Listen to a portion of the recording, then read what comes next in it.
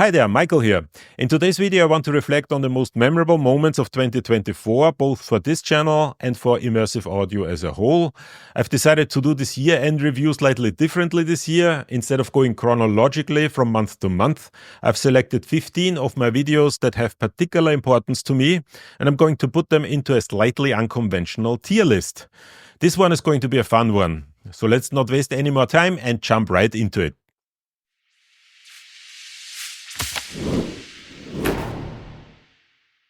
So the way I'm going to do this tier list today is a little bit unconventional. Usually you will see these tier lists as S tier, A tier, B tier, and so forth. However, for what I want to do today, I found this isn't particularly useful because, quite frankly, everything that I do is S tier, so why even talk about it? So what I decided to do instead is select a couple of categories that are a little bit more explicit what I find is important to talk about for that particular video in that particular month. And I've selected 6 categories, and these categories are game changers. Those are videos that talked about things that are really unique and that really, to me personally, are probably the best videos that I made this year. Then I have workflow winners. Those were videos about things that really changed the way I work. So even if it's a video that wasn't particularly successful, it was successful for me personally because it changed the way I work. Then we have breaking news, anything that was really new, and there wasn't all that much this year. So this year was a rather slow year. Everything was kind of artificial intelligence and all other technologies were sort of in the background, and this was not exception. Couple of things though were new, and these are the videos about those new things. Then we have neat ideas, things that are just kind of neat and that I found interesting but haven't any particular use, just something that's for fun. Then we have hidden gems. Those were videos that I thought were really good and where I had a lot of hope that a lot of people would watch it, but it ended up not being the case. So things that were almost unwatched by anybody, things that had very, very low kind of participation, and nobody took any notice of those things, but I think they are really good. So these are the hidden gems. And then finally we have the time sinks. Those were videos that I spent an awful amount of time for probably not a lot of return, because usually those were things that people did not watch at all. So let's start with the first one, and the first one here is the 121 channel video. So this was a video that I created in February, and it talked about the fact that SSA plugins had increased the channel size or the order of Ambisonics that they can support to 10th order. This became possible after Reaper had increased the number of channels it can support to 128 channels. And this was one of the things that I think is really a neat idea. It's one of the things that probably nobody's using, and actually had a chat with the developer, and the developer said we just did that because it was possible. We are not expecting anybody to really use that, but it was fun. And the thing that really kind of struck me was the fact that it was actually really doable. So it did not really use that many resources in Reaper. It was actually something that you can actually really do. So if you really want to work with 10th channel or with 10th order Ambisonics and 121 channels, you can do that. And that was just a lot of fun to do. The next video is the ultimate Dolby Atmos DAW tier list. I felt that at some point somebody needed to talk about what are the best digital audio workstations to work with Dolby Atmos, and decided to make this video. Now, when I created that video, I had the feeling that this would actually be quite successful. It didn't do all that well. I mean, it was still a good video and a lot of people watched it, but it was not really that well received, or at least not as well received as I hoped it would be. So this for me is a hidden gem. If you haven't seen that yet, watch that. I think it's a really interesting one. Now, one of the things that I have to say is that, and that's something that I learned in making this video, and that is if you're talking about 20 different DAWs, 20 different digital audio workstations, there are some errors that you do. It's just, kind of, I do know a lot of things about the different digital audio workstations, but I apparently don't know everything. So I had to make 1 or 2 corrections, but that was pretty much fine. And one thing that I missed one digital audio workstation, and that was Pyramix. And kind of it's one of those digital audio workstations that there are still a couple of people that are using it. I never thought that this is something that is used all that often. It is extremely expensive and a little bit dated, but apparently a lot of people are still using Pyramix, and I didn't talk about that, and that is something that I probably should have included. But anyway, I think it was a good video. For me, it's a hidden gem, kind of. I was hoping more people would watch it, but that's fine. The next video is from April, and that was the month where Mixbus released their new version, and that was actually one of the really interesting breaking news of this year. The fact that Harrison included a very unique approach to Dolby Atmos production into their digital audio workstation was something that I found particularly interesting. I found it really easy to use, so it's a digital audio workstation that is a very, very it's really kind of good to use for people who are just starting out with Dolby Atmos. It allows you to switch back and forth between Dolby Atmos and stereo very easily. It has some limitations, but I found it particularly interesting that Harrison decided to kind of simply work with those limitations, simply kind of allow only stereo tracks in their digital audio workstation, and therefore not really bother too much with Dolby Atmos pads.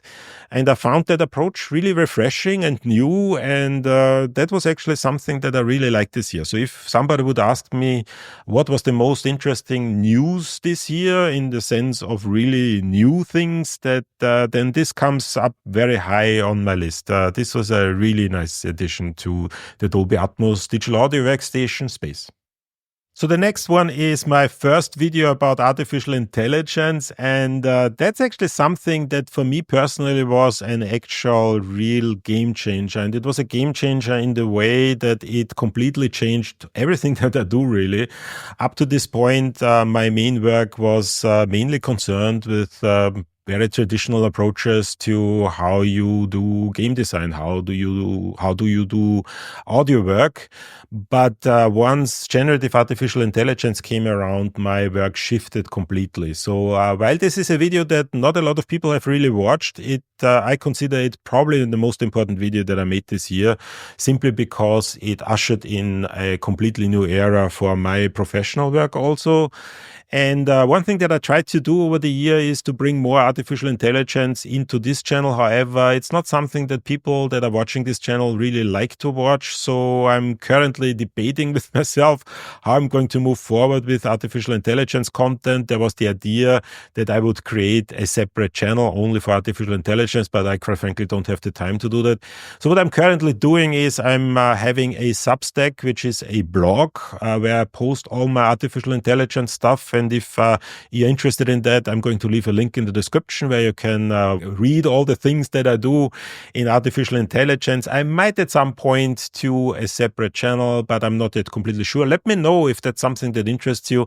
But I don't think I'm going to do too much artificial intelligence stuff on this channel because people who watch this channel simply are not really that interested in it. The next video came from May, and that was a review of Fiedler Audio's Gravitas, and that to me is probably the most interesting new plugin that we had this year, simply because it pushes Dolby Atmos into a completely new sphere. If you have not heard about Gravitas, Gravitas is a compressor, limiter, all kinds of things that you can actually use as a plugin within the Dolby Atmos Composer. And what that allows you to do is to do actual mastering of Dolby Atmos tracks. So what Fiedler Audio did with their Dolby Atmos Composer and their plugins, or their modules, that's the way they call that, in the Fiedler Audio Dolby Atmos Composer, is really create a master channel in the Dolby Atmos Composer, and that brings mastering to Dolby Atmos production. And I think this is probably the most interesting thing that happened this year, next to what Harrison did with Mixbus, because it really changes the game in how you work with Dolby Atmos. So this for me was one of the real kind of gems this year in terms of breaking news, something that was really new, something that was actually quite unexpected, and something that that might have actually quite a bit of influence on how things are going to move forward. The next video I released in July, and that was also about Fiedler Audio, and this was the video about Fiedler Audio's master console. And if you have not heard about that, this is a piece of software that took the idea that Fiedler Audio introduced with Gravitas and the modules in the Fiedler Audio Dolby Atmos Composer and turned it into a standalone application that you can actually use as a mastering application. So what we have now with the mastering console from Fiedler Audio, an actual mastering system that allows you to take in already produced Dolby Atmos master files and remaster them. And that's actually new, and that's actually significant. Now, we were actually in contact with Fiedler Audio before that, and we knew that that would actually come. The reason it was a little bit later than the release of Gravitas was that Fiedler Audio needed to sort out a couple of details with Dolby. But once Dolby said okay, they released it, and I think this is probably the most important thing that happened this year. It really kind of brings mastering to the Dolby Atmos production space, and that is actually quite substantial. The next video came in May, and that was my video about how to remaster audio tracks. And that was a video that a lot of people did not like, simply because, artificial intelligence is a touchy topic. A lot of people don't really want to talk about it. But my personal feeling is that we actually have to talk about it, because it's going to come, and regardless of how the legalese things are going to turn out in one way or the other, it's going to influence how we're going to work. So it is at least in my understanding, it is our responsibility, especially as educators, to figure out what is actually going to happen with artificial intelligence in the audio space. And I just wanted to figure out if these AI tracks can be used in order to create something meaningful. And for that, I looked into what I can do in terms of remastering, and I used a couple of plugins to make them sound better. Now, they still didn't sound perfect, obviously, but it was actually quite interesting how far artificial intelligence came that quickly. And I think just for that purpose, I think it was a neat video that I actually enjoyed making quite a bit. And maybe in the future I will do one more. However, I also have to say that the way this space is developing, we might actually not even need any remastering plugins, because some of the models that are coming out are so good that there's almost no remastering needed. But in this particular case, I still needed to do a lot of things. So, for example, the audio was completely off-center, so I needed to recenter it, and then obviously you need to somehow get rid of all the artifacts that you have. But, it was a fun video to make. People didn't really like it. Most people didn't really like it, but I thought it was an interesting one. So the next video was from February, and this was actually a short version of a podcast that I made with my podcast co-host Sam Hawking. And if you want to chat with me or Sam, please don't forget to join our Discord server. I'm going to leave an invite link somewhere here where you can join and you can chat with us. Now, Sam had a contact, and this contact was one of the developers of the ultimate vocal remove user interface, really. And that was Anthony. And the podcast episode was spectacularly good. I still think it was one of the best things that we ever did. Anthony is one of those people, if you just listen to him, you immediately recognize that this is somebody who knows everything in a very, very detailed way. And it was extremely impressive to listen to his take on, artificial intelligence in the stem separation space. The amount of knowledge that he had and the way he communicated that was outstanding. The fact that he looks almost half as young as he actually is helps. It makes it even more impressive. It turns out that this was the first time that anybody saw his face. I quite frankly think that not enough people watched that video.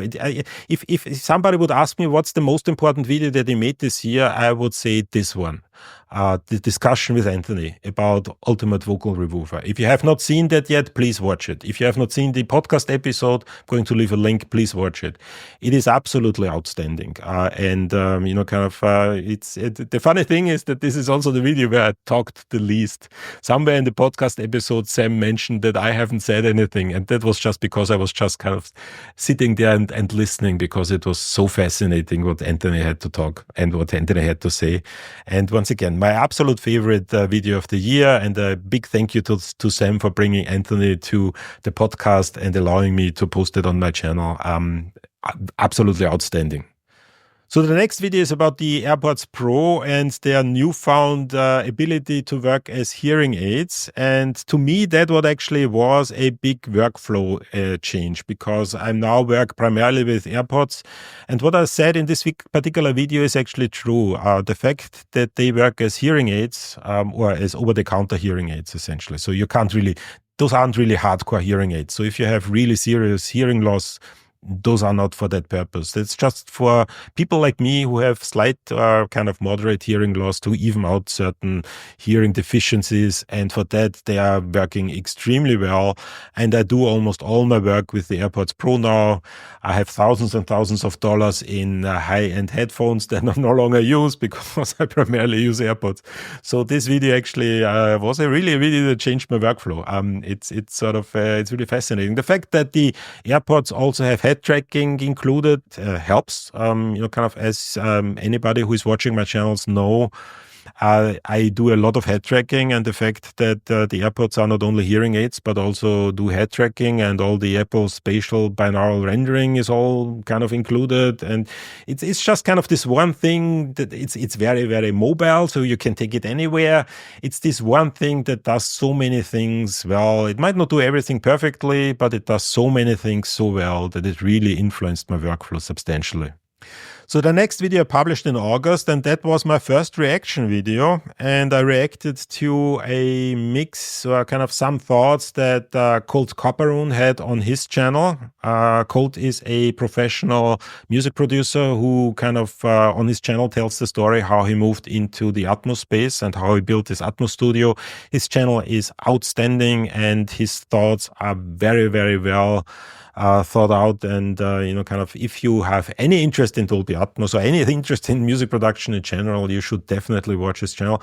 For me, this was a game changer. It was the first reaction video that I did. Reaction videos are a little bit risky, because if you are doing something that is not correct, or if you're saying something that is wrong, you have to stand up to it. And so you want to obviously avoid that.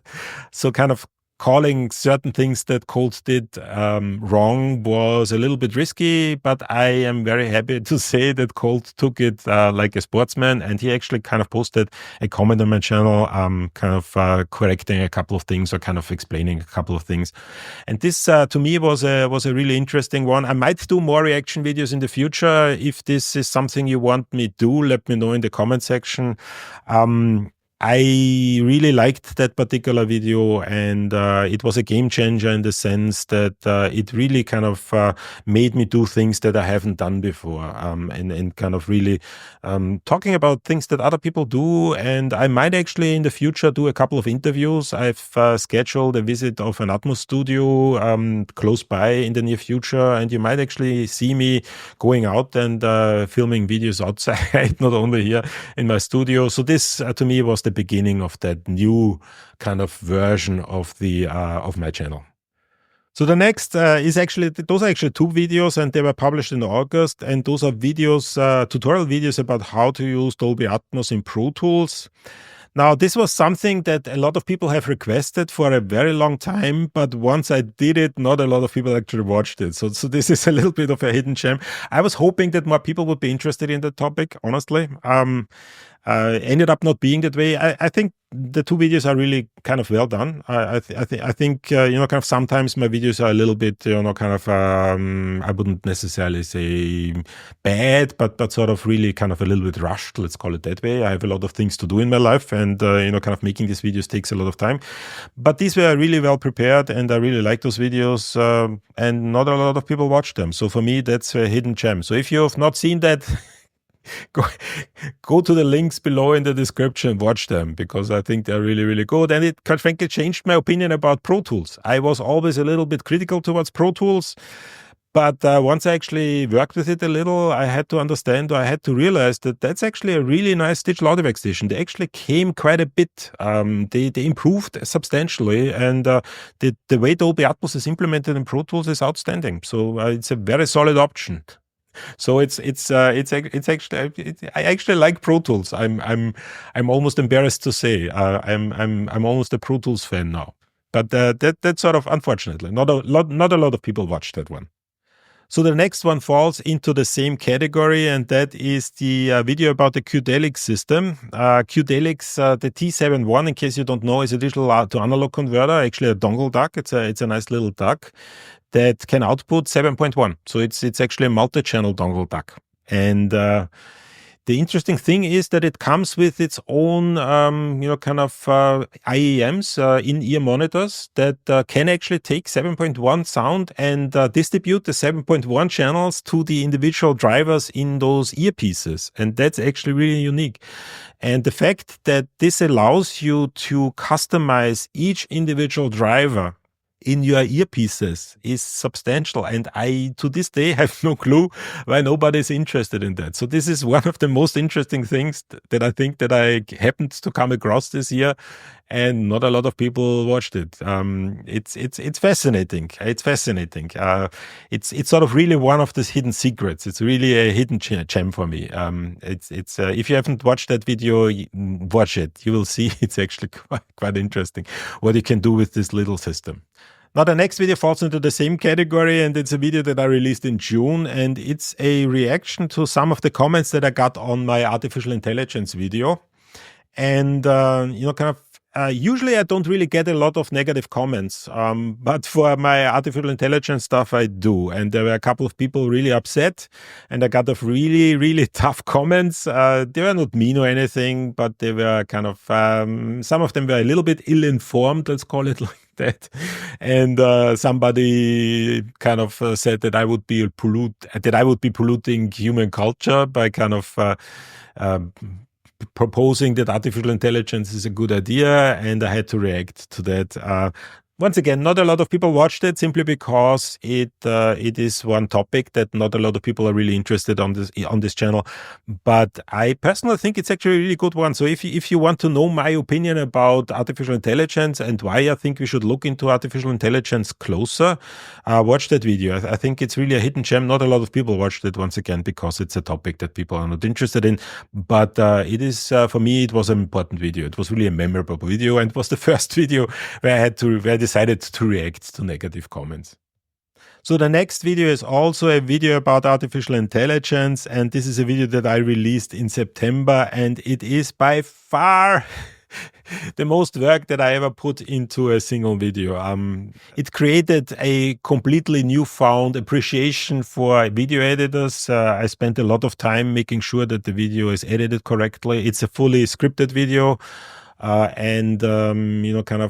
have to, unfortunately, have to say that not a lot of people watched it.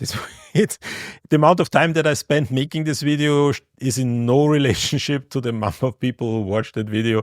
So if you haven't seen it yet, watch it. I think it's a good one. I kind of put a lot of time and effort into it. It's sort of, but once again, it was a time sink. I think I worked like half a week on that video. And normally I do everything within one day. So kind of making a video for me takes usually a day, from the writing the script to the editing to kind of doing all the translations and the subtitles and everything. That usually takes me one full day. But for that video, I actually worked it was more than half a week, almost a week. And the outcome was questionable. Let's put it that way. So if you appreciate my channel, please watch it. It's a good video. It's kind of, I like it. It's my favorite video, but at the same time, I'm probably not going to do such a complicated production again because it was just not worth it.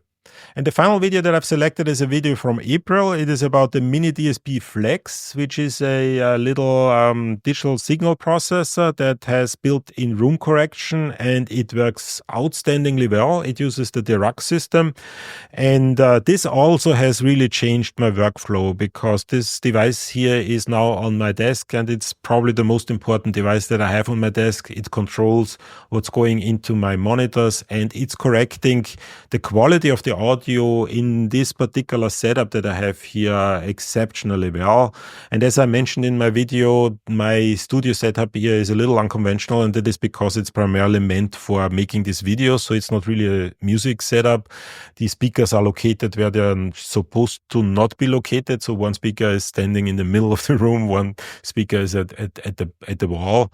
And I'm doing that because I like the way this looks here. That's the way I said that in the video as well. But this little device is correcting most of the kind of things that I did wrong with the speaker layout.